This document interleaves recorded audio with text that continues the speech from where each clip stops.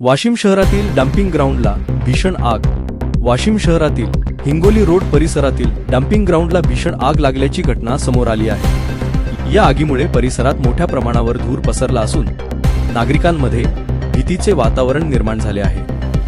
मिळालेल्या माहितीनुसार डम्पिंग ग्राउंडवरील कचऱ्याच्या मोठ्या ढिगाऱ्याला अचानक आग लागली। उन्हाळ्याचे वाढते तापमान आणि कचऱ्यातील ज्वलनशील वायू यामुळे आग भडकली असावी असा प्राथमिक अंदाज व्यक्त केला जात आहे।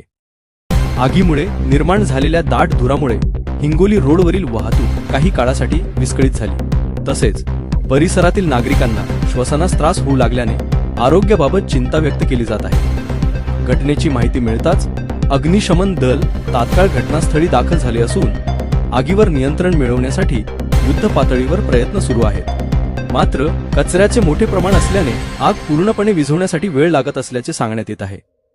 दरम्यान स्थानिक नागरिकांनी प्रशासनाकडे डम्पिंग ग्राउंड व्यवस्थापनाबाबत नाराजी व्यक्त केली आहे। वारंवार लागणाऱ्या आगीमुळे आरोग्यावर गंभीर परिणाम होत असल्याचे त्यांनी म्हटले आहे।